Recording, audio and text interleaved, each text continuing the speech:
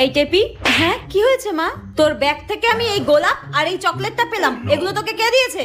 এগুলো মায়ের হাতে কি করছে? হ্যাঁ, কাল স্যার আমাদের এক্সাম নিয়েছিল আর আমি ওই এক্সামে খুব ভালো রেজাল্ট করেছি, তাই আমরা যারা যারা ভালো রেজাল্ট করেছি স্যার আমাদেরকে একটা করে গোলাপ ফুল আর একটা করে ক্যাডবেরি দিয়েছে মা। হ্যাঁ, তুই ভালো রেজাল্ট করেছিস বলে স্যার তোকে এই গোলাপ আর এই চকলেটটা দিয়েছে? হ্যাঁ, বাহ।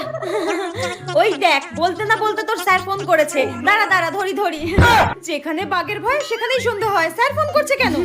হে ভগবান বাঁচাও। হ্যাঁ স্যার বলুন। টেপি 2 সপ্তাহ ধরে পড়তে আসছে না কেন? টেপি 2 সপ্তাহ ধরে পড়তে যাচ্ছে না?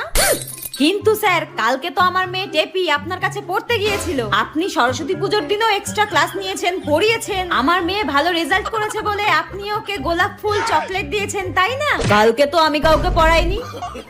ঠিক আছে, আপনি রাখুন, আমার মেয়েকে আমি দেখছি। টেপি তুই আজকে শেষ আমার হাতে, তোকে আজকে আমি